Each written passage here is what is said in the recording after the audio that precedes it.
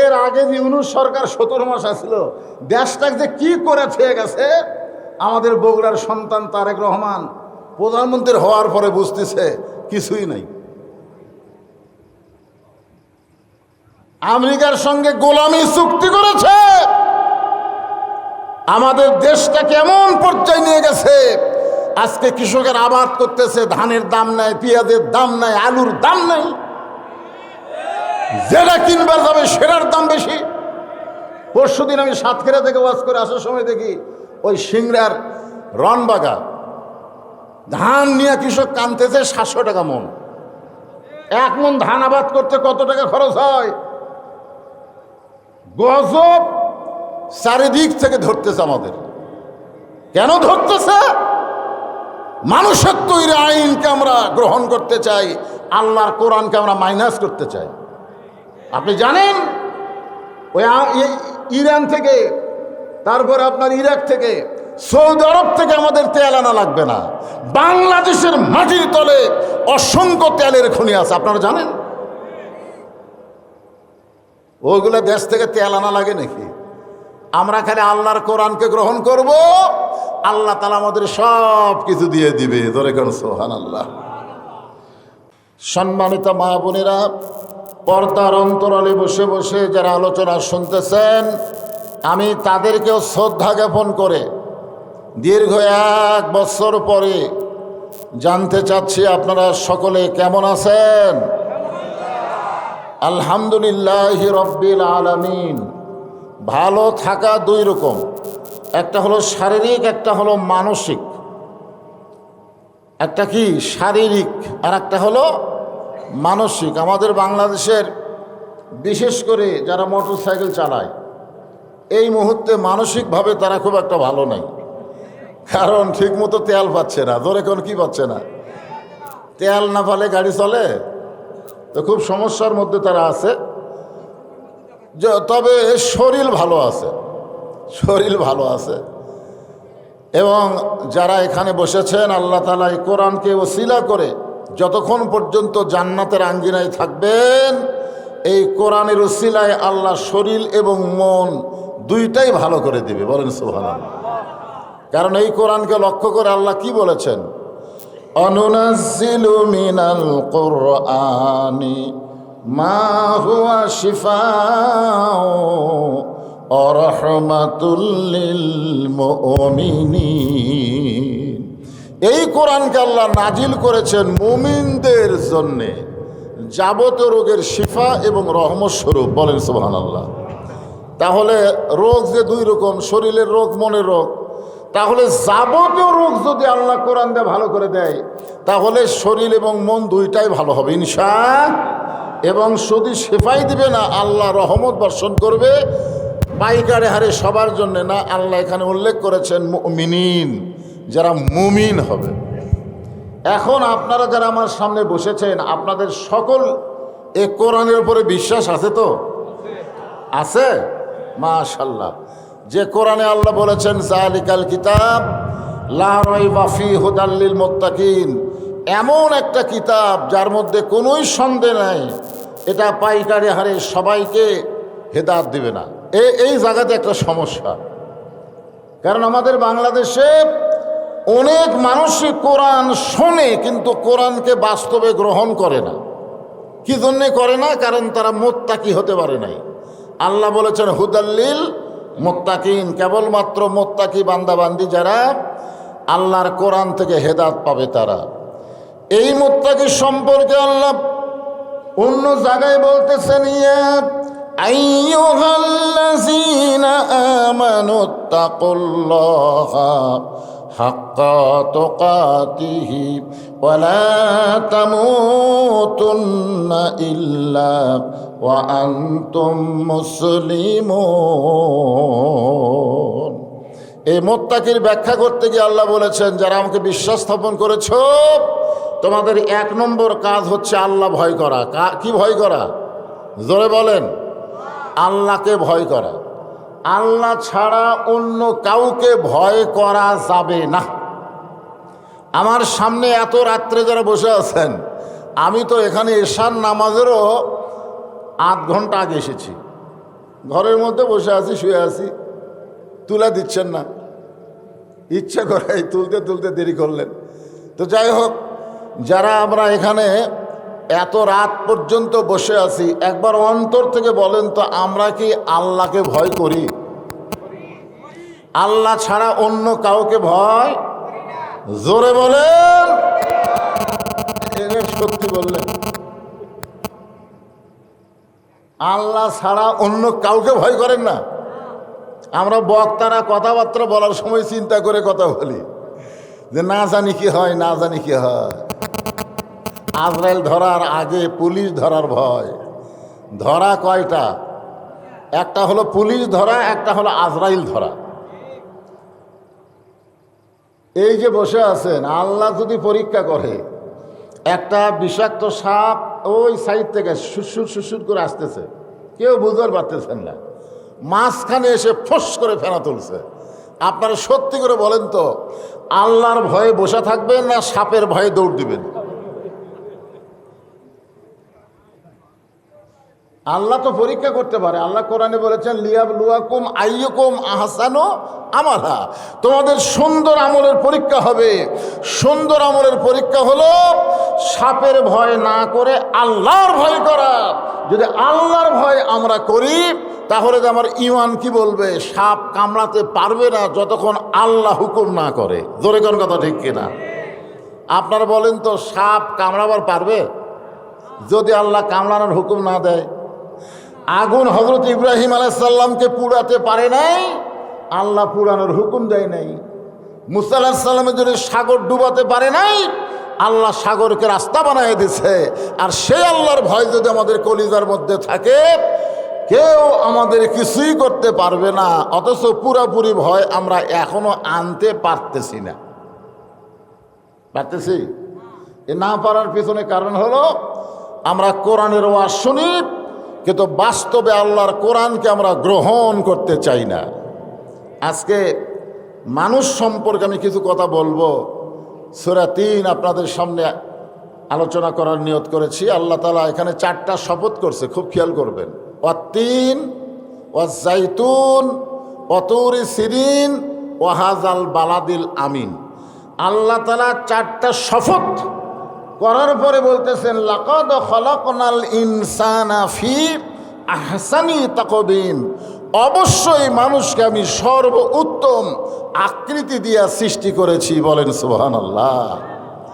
আপনারা বলেন তো, আল্লাহর যত মাখলুক আছে, সমস্ত মাখলুকের মধ্যে, মাখলুক মানে কি? সৃষ্টি। আর খালেক মানে স্রষ্টা। খালেক মানে কি? স্রষ্টা। মাখলুক মানে সৃষ্টি। আল্লাহর যত সৃষ্টি আছে, সমস্ত সৃষ্টির ভিতরে আল্লাহ মানুষকে সবচাইতে সুন্দর করে সৃষ্টি করেছে। বলেন সুবহানাল্লাহ। এর সাথে সাথে আল্লাহ বলেছেন, সুম্মা রাদাদনাহু আসফালা সাফিলিন। মারাত্মক কথা।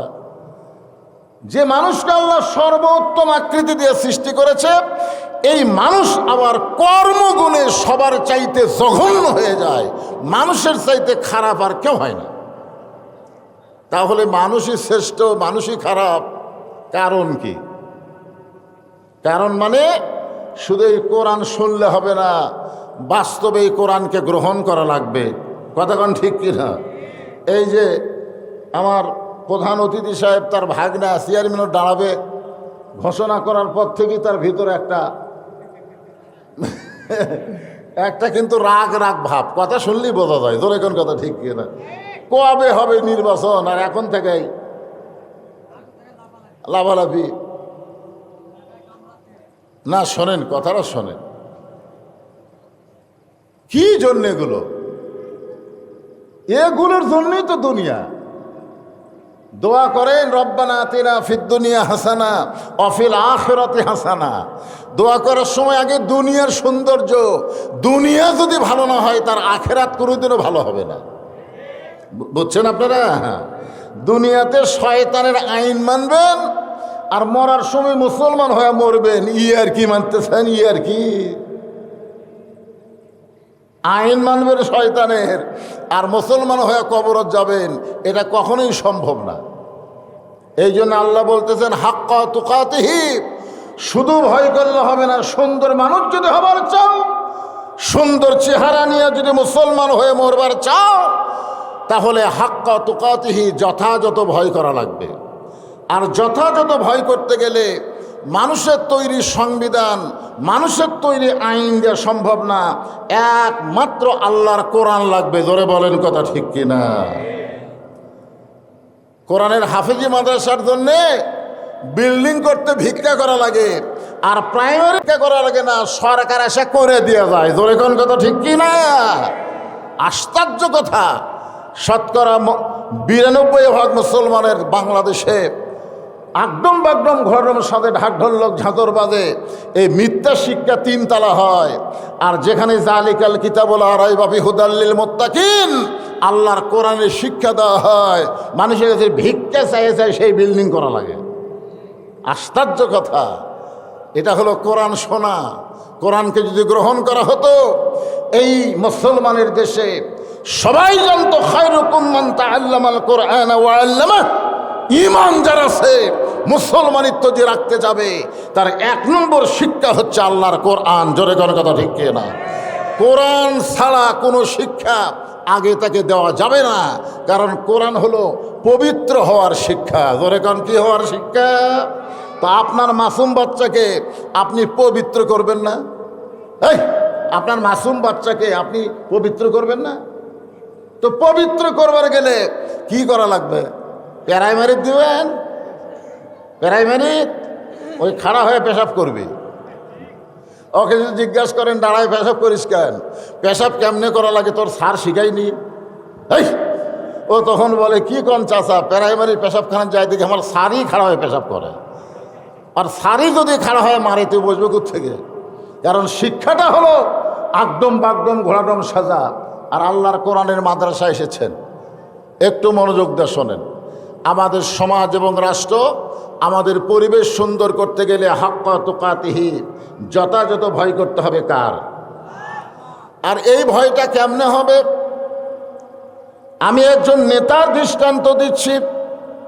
বাংলাদেশের মতন 96টা রাষ্ট্রের খলিফা হযরত ওমর, কারেন্ট গেল না আলো?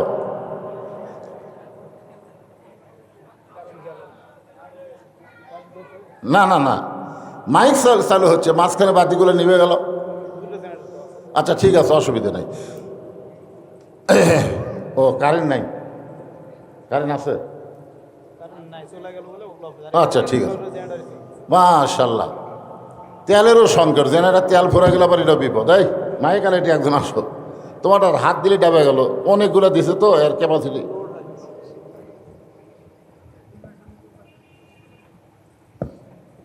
হবে না, ওরা লাগবে, আর একটু তোলা লাগবে। এটা মুখ বরাবর না হলে, মুখ আমার কুটি আসে কুটি, বুঝলেন না? এমনি সাউন্ড হচ্ছে না।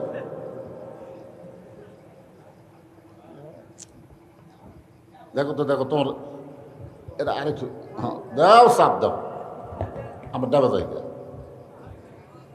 বিসমিল্লাহ করে পাগলা। বর্তমান সরকার হলো বিসমিল্লাহ সরকার। জোরে কোন কথা ঠিক কিনা? বিসমিল্লাহ ছাড়া কোনো কাজই করা যাবে না।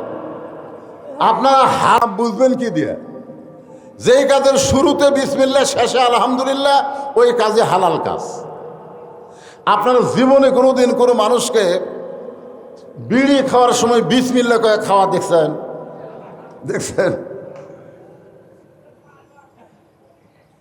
হ্যাঁ, আমি একজন সিগারেট ধরাচ্ছে, ম্যাচ এরকম ঠোকা মারবে, আমি যাই খালি বলছি বাবা বিসমিল্লাহ করে ঠোকা মারো। আমাকে কয় হুজুর আপনি আলেম না জালেম? তা আমি গেলাম কেন? বলে বিসমিল্লাহ বলে আগুন ধরান যাইজ নাই। তো যদি বিসমিল্লাহ করে ধরানি যাইজ না, সেটা খাস কেমনে? তো এই মাইকালা ভাইদেরকে বলতেছি, যেটাতে হাত দিবে বিসমিল্লাহ করে দিবে, বুঝলে? তোরা বিসমিল্লাহ বাদ দিছ কেন? তো বলতেছিলাম হাক্কা তুকাতিহি, বাংলাদেশের মতন 96টা দেশ একত্র করলে যত বড় হয়, তত বড় এরিয়ার একজন রাষ্ট্রনায়ক খলিফা, নাম হলো হযরত ওমর। জোরে কেন সুবহানাল্লাহ। মানুষের আইন দিয়ে রাষ্ট্র চলে না, রাষ্ট্র চলে আল্লাহর কোরআন দিয়া। মসজিদের মেম্বরে দাঁড়ায় যখন খুতবা দিচ্ছেন, খুতবা দেওয়া মানে ভাষণ দেওয়া। আমি যেই রকম বসে বসে ওয়াজ করতেছি, উনি দাঁড়িয়ে দাঁড়িয়ে যখন ওয়াজ করতেছেন, খুতবা দিচ্ছেন, এমন সময় মাঝখান থেকে একজন সাহাবী দাঁড়িয়ে বলতেছে, ইয়া আমির আল মুমিনিন, আপনার খুতবা শুনবো না, আপনার খুতবা আমরা শুনবো না। ওমর ফারুক বললেন, আমার অপরাধ কি? আমার খুতবা শুনবা না, আমার অপরাধ কি? বলে, আপনার অপরাধ হলো আমাদেরকে খাটো পাঞ্জাবি দিয়ে আপনি লম্বা জুব্বা পরে খুতবা দিচ্ছেন। আমাদেরকে খাটো দিবেন আর আপনি লম্বা পরবেন। এই লম্বা জুব্বা কোথায় পেলেন? যতক্ষণ না বলবেন ততক্ষণ আপনার ওয়াজ, ভাষণ, খুতবা আমরা শুনবো না। আপনারা বলেন তো, বর্তমান বাংলাদেশে কোনো নেতাকে কোনো সাধারণ মানুষ যদি এইরকম কথা বলে, আমাদের প্রধানমন্ত্রী আজকে বগুড়াইছে, যদি প্রধানমন্ত্রীকে কেউ একটা লোকমা দেয়, আমার মনে হচ্ছে স্যামসারাও এক মারা ফেলে দিবি। জোরে কোন কথা, ঠিক কিনা? অথচ বাংলাদেশের মতন ৯৬টা দেশের রাষ্ট্রনায়ক খলিফা। সমস্ত সাহাবীরা যখন জবান বন্ধ করে, এমন সময় আব্দুল্লাহ ইবনে ওমর ৩০ পারা কোরআনের হাফেজ, ৬ লক্ষ হাদিসের হাফেজ, সুবহানাল্লাহ বলেন। ওমর ফারুকের সন্তানের যোগ্যতা হলো ৩০ পারা কোরআনের হাফেজ। সুবহানাল্লাহ রাখেন। নেতার বেটা হলে কোরআন পড়া লাগবে না? কয় নেতার বেটার মাথার পাগড়ি পরে দিছি আমরা? আমার ওয়াজের বয়স ৪০ বছর পার হয়ে গেছে, আজ পর্যন্ত বাংলাদেশের কোনো বড় বড় নেতাদের বেটার মাথার পাগড়ি পরে দেওয়া হয় নাই, যার কারণেই মাদ্রাসা চায় চিন্তা চলন লাগে। ধরে কোন কথা, ঠিক না? কারণ নেতার বেটা এটি পড়েই না। এটি পড়ে কারা? গরিবের সন্তান, গরিব। কোরআন শিক্ষা করা গরিবের জন্যে, কোরআন শিক্ষা করা যারা মুসলমান সবার জন্য ফরজ আইন। ৫ ওয়াক্ত নামাজ পড়া যেরকম ফরজ আইন, আল্লাহর কোরআন শিক্ষা করা সেই একই ফরজ। যার ভিতরে কোরআন নেই তার ভিতরে কিছুই নেই।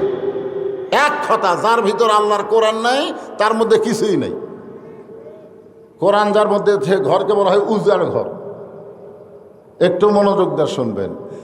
আব্দুল্লাহ ওমর বাবার পাশে দাঁড়ায় বলতেছে, রে নবীর সাহাবীরা, আমার বাবার লম্বা জুব্বা দেখে তোমরা খুতবা বন্ধ করে দিলা, কিন্তু তোমরা খাটো পাঞ্জাবি পরে আইছো, তারপরে তোমরা তো নতুন পোশাক পরেছ। আমার দিকে তাকায় দেখো, আমার পরে নতুন কোনো কাফন নাই। আব্দুল্লাহ যখন বলতেছে আমার পরে নতুন কোনো কাফন নাই, এমন সময় অর্থমন্ত্রী ওসমান গনি দাঁড়িয়ে গেছে। সুবহানাল্লাহ বলেন। ওমর ফারুক যখন মদিনার খলিফা, ওই সময় অর্থমন্ত্রী ছিলেন ওসমান গনি। এর আগে যে ইউনূস সরকার ১৭ মাস আসছিল, দেশটাকে যে কি করে খেয়ে গেছে, আমাদের বগুড়ার সন্তান তারেক রহমান প্রধানমন্ত্রী হওয়ার পরে বুঝতেছে কিছুই নাই। আমেরিকার সঙ্গে গোলামি চুক্তি করেছে, আমাদের দেশটা কেমন পর্যায়ে নিয়ে গেছে।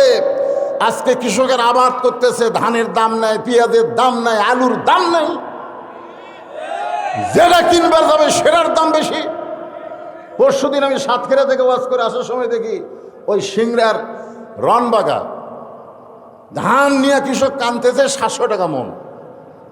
১ মন ধান আবাদ করতে কত টাকা খরচ হয়? গজব চারিদিক থেকে ধরতেছে আমাদের। কেন ধরতেছে? মানুষের তৈরি আইনকে আমরা গ্রহণ করতে চাই, আল্লাহর কোরআনকে আমরা মাইনাস করতে চাই। আপনি জানেন, ওই ইরান থেকে, তারপরে আপনার ইরাক থেকে, সৌদি আরব থেকে আমাদের তেল আনা লাগবে না। বাংলাদেশের মাটির তলে অসংখ্য তেলের খনি আছে, আপনারা জানেন? ওইগুলো দেশ থেকে তেল আনা লাগে নাকি? আমরা খালি আল্লাহর কোরআনকে গ্রহণ করব, আল্লাহ তাআলা আমাদের সব কিছু দিয়ে দিবে। ধরে কোন সুবহানাল্লাহ। আব্দুল্লাহ ইবনে ওমর বলতেছে, তোমরা তো খাটো হলেও নতুন পোশাক পরে নামাজ পড়তে আইছো, কিন্তু আমার পরনে দেখো নতুন কোনো কাপড় নাই। এমন সময় অর্থমন্ত্রী ওসমান গনি বলতেছে, আব্দুল্লাহ, আজকে জুমার দিনে সবাই নতুন কাপড় পরেছে, তুমি কেন পুরাতন কাপড় পরলা? আব্দুল্লাহ বলতেছে, আমি যদি আজকে নতুন পোশাক পরতাম তাহলে আমার বাবার গায়ের জুব্বা লম্বা হতো না। আমি যদি আজকে নতুন কাপড় পরতাম তাহলে আমার বাবার গায়ের জুব্বা লম্বা হতো না। তোমরা তো জানো না, আমার বাবা যেদিন থেকে মদিনার খলিফার দায়িত্ব পাইছে সেদিন থেকে আল্লাহর ভয়ে, জোরে কোন কার ভয়ে? আমার বাবা এত নরম। দায়িত্ব পাওয়ার আগে আমার বাবাকে আমি দেখছি গরম। হযরত ওমর যখন মদিনার খলিফা হয়নি তখন ছিলেন কি গরম, যে রাস্তা দেওয়া যায় শয়তানি যাইতো না 40 দিন। একদিন আল্লাহ নবী রাস্তা দিয়ে যাচ্ছেন, যাওয়ার সময় দেখে শয়তান দৌড়ায়। নবী বললেন, এই শয়তান দৌড়াস কেন? শয়তান ব্রেক করে বলতেছে, আসসালামু আলাইকুম ইয়া রাসূলুল্লাহ। আল্লাহ রাসূল বলে, শয়তান তুই আমার সালাম দেস, কার ভয়ে দৌড়াস? বলে, ওই যে দেখেন হুজুর আসতেছে। নবী তাকায় দেখে অনেক দূর উমরকে দেখা যায়। কে রে শয়তান? আমার সাহাবী উমর আসতেছে আর তুই দৌড়াস? হুজুর এই রাস্তাতে উমর যদি আজকে যায় আমি আপাতত 40 দিন এই দিকে আর আসবো না। চিন্তা করে দেখেন, যে উমর সাহাবী থাকা অবস্থায় শয়তান পর্যন্ত তার জন্য ভয় পায়, এতই গরম। আল্লাহ রাসূল বলেছেন, আমার 4 জন সাহাবী 1 নম্বর। কয়জন? নরমে 1 নম্বর হলো আবু বকর, সবচাইতে নরম। গরমে 1 নম্বর হলো উমর, সম্পদে 1 নম্বর ওসমান, আর জ্ঞানের দিক দিয়ে 1 নম্বর হলো হযরত আলী। এই 4 জনই কিন্তু কয় নম্বর? 1 নম্বর। কিন্তু আব্দুল্লাহ বলতেছে, যেদিন থেকে আমার বাবা মদিনার খলিফার দায়িত্ব পাইছে সেদিন থেকে আমার বাবার চাইতে নরম কোনো মানুষ আমি দেখি নাই। সারা রাত মানুষের দুঃখ কষ্ট নিজের চোখে দেখে বেড়ায়। হযরত ওমর মানুষের দুঃখ কষ্ট নিজের চোখে দেখতে দেখতে এমন পর্যায়ে পৌঁছে যায়, দেখতেছে তাঁবুর মধ্যে, তাঁবু টাঙ্গায় বাহিরে একটা পুরুষ মানুষ খালি উদাস মন নিয়ে ঘুরতেছে। একবার উত্তরে যায়, একবার দক্ষিণে যায়। ওমর ফারুক চিন্তা করলেন, এই গভীর রাত্রে পুরুষ মানুষ অস্থির হয়ে ঘুরতেছে, একটা পুরুষ মানুষ। ওমর ফারুক অস্থির লোকটার সামনে গিয়ে সালাম দিলেন, আসসালামু আলাইকুম ইয়া আব্দুল্লাহ। লোকটা সালামের উত্তর দেয় না। হযরত ওমর আবার সালাম দিলেন, আসসালামু আলাইকুম ইয়া আখি। লোকটা সালামের উত্তর দেয় না। কয়বার হলো? যে ওমর রাস্তাতে গেলে শয়তান যায় না 40 দিন, সেই ওমর অর্ধজাহানের খলিফা 2বার একটা লোকের সালাম দিল রাতের বেলা, কিন্তু উত্তর দেয় না। ওমর ফারুক চিন্তা করতেছে, লোকটা হয়তো কানে কম শোনে, লোকটা হয়তো কানে কম শোনে। এই জন্য হাতের কাছে একটা আলো ছিল, ইশারা করে বলতেছে আসসালামু, কেবল কইছে আসসালামু আলাইকুম, কবারই পারে নাই। লোকটা, এই মিয়া খালি বারবার সালাম দাও মিয়া, তুমি সালামের অর্থ বোঝো? ওই লোকটা হযরত ওমরকে বলতেছে, এই মিয়া খালি বারবার সালাম দাও মিয়া, তুমি সালামের অর্থ বোঝো? আপনারা বলেন তো, হযরত ওমর সালামের অর্থ বোঝে? কি মনে হয় যে ওমরের কথার সাথে আল্লাহর কথা মিলে এই কোরআনে আল্লাহ 23টা আয়াত নাজিল করেছে? বলেন সুবহানাল্লাহ। হ্যাঁ, একই বিষয়ে নবী বলেছে, উমর বলেছে। আল্লাহ নবীর কথা গ্রহণ না করে উমরের কথা গ্রহণ করছে। এই কারণে আল্লাহ নবী বলতেন, আমার পরে কেউ যদি নবী হতো লাউ কানা ওমর, আল্লাহ উমরকে নবী বানায় দিত। কিন্তু নবুয়াতের দরজা বন্ধ হয়েছে বলে আল্লাহ ওমরকে নবী বানায় নাই। তবে আল্লাহ নবী বলেছেন, নবী হওয়ার সব যোগ্যতা আল্লাহ ওমরকে দান করেছে। আল্লাহ নবী যখন মদিনার খলিফা ছিলেন, আল্লাহ নবী যখন মদিনার রাষ্ট্রনায়ক ছিলেন, নবী যখন হিজরত করে মদিনাকে রাষ্ট্র করলেন, ওই সময় হযরত ওমরকে আল্লাহ নবী আইন মন্ত্রীর দায়িত্ব দিয়েছিলেন। জোরে বলেন, কি মন্ত্রী? তাহলে উমর ফারুক নবী যখন মদিনার রাষ্ট্রপতি ছিলেন তখন উমর ছিল আইন মন্ত্রী। সেই হযরত ওমর মূর্খ না জ্ঞানী? লোকটা কি বলছে, এই মিয়া সালামের অর্থ বোঝো মিয়া? ওমর ফারুক লোকটার সামনে গিয়ে বলতেছেন, ভাই আমার মতন মূর্খ এই দুনিয়াতে কেউ নাই। আমি তোমার কাছে সালামের অর্থটা একটু বুঝবার চাই।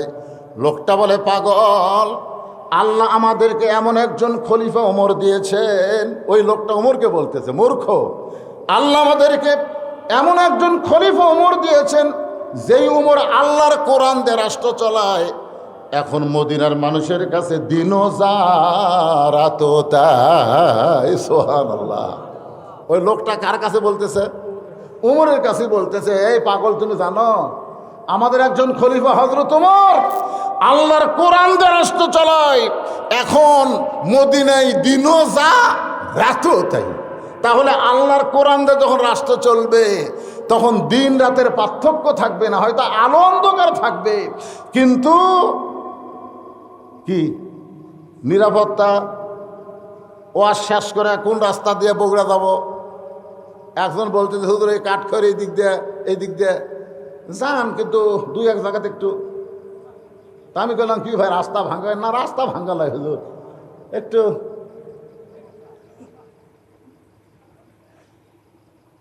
সেদিন ষোড়শী নির্জন পথে যাবে, কোনো জন কটু কথা কবে না। পথে আর প্রান্তরে সম্পদের মোহে পড়ে খুন আর রাহাজানি হবে না। সবাই বলেন, যদি মেনে চলি কোরআন আর রাসূলের বিধান, সকলেই শান্তিতে থাকবে।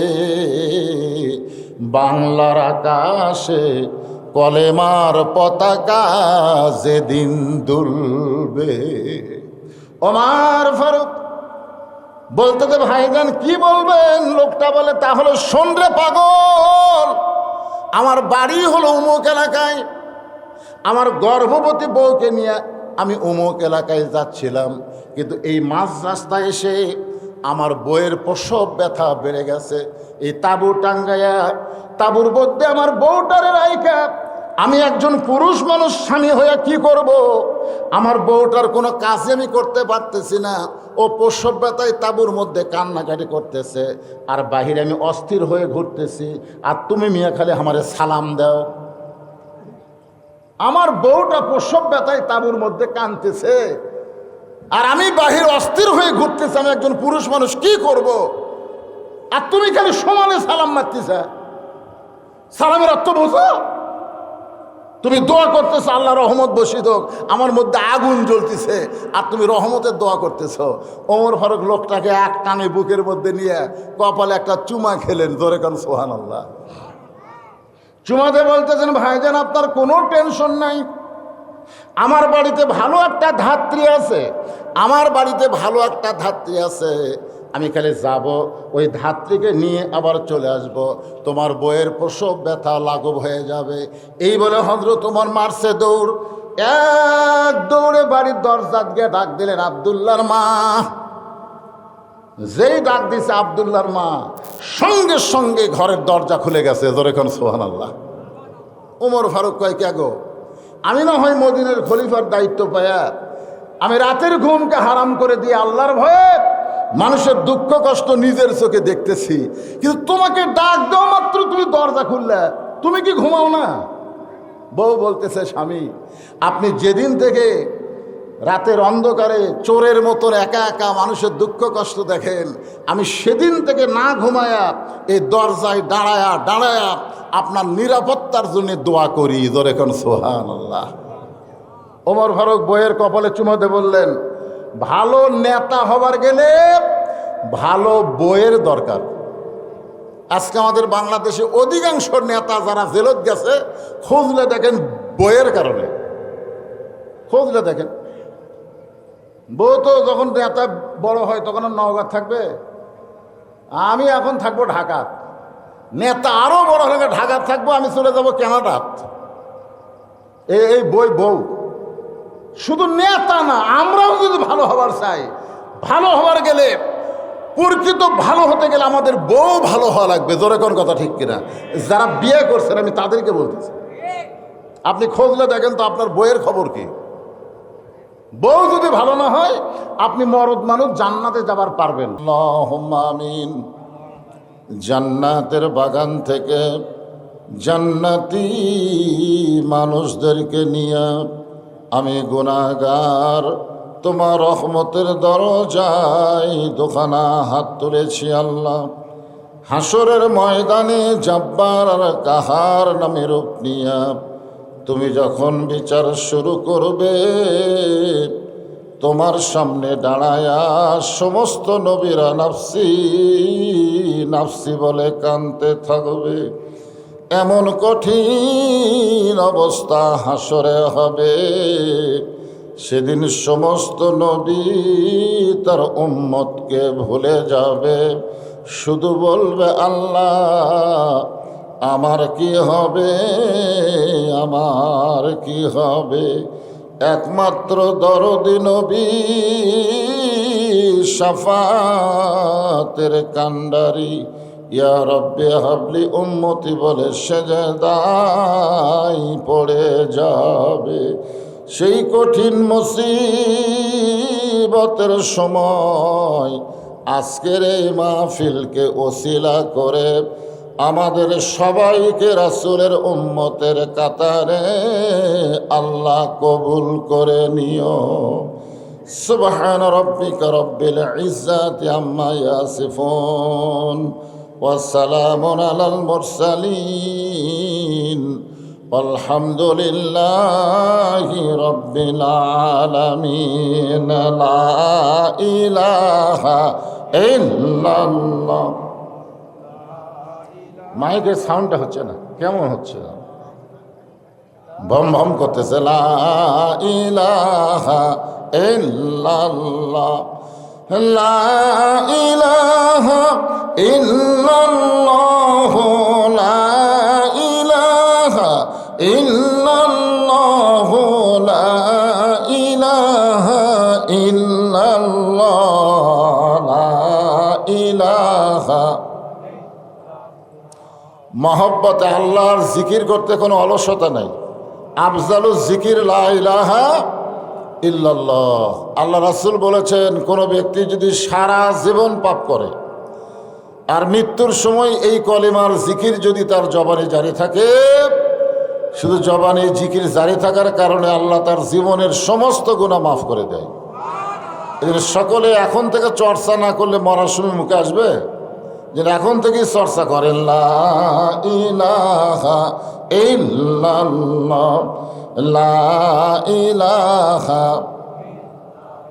চাঁদ সূরজার গ্রহ তারা আল্লাহ নামের পাগল পারা।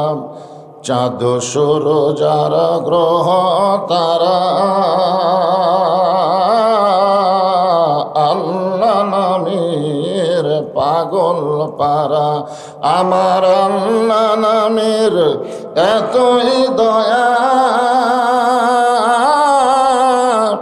আল্লাহ নামের এতই মায়া, লুকিয়ে রাখছেন হে আল্লাহ জোরে লা ইলাহা,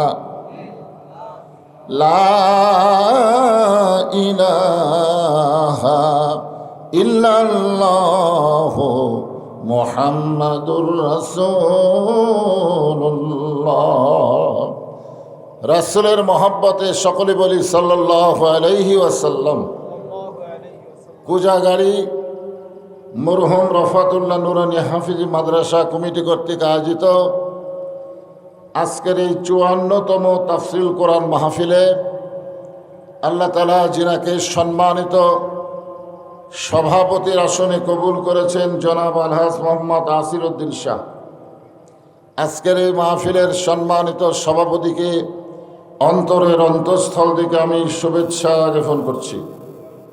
সম্মানিত প্রধান অতিথি জনাব মোহাম্মদ জালালউদ্দিন শাহানা, জালাল হোসেন শাহানা। সম্মানিত বিশেষ অতিথি জনাব মোহাম্মদ আনিসুর রহমান সহ আজকের মাহফিলের প্রধান উপদেষ্টা জনাব মোহাম্মদ সুরুজ্জামান, সম্মানিত বিশেষ অতিথিবৃন্দ, সম্মানিত ওলামায়ে কেরাম, সকলকেই অন্তরের অন্তঃস্থল থেকে আমি শুভেচ্ছা জ্ঞাপন করছি।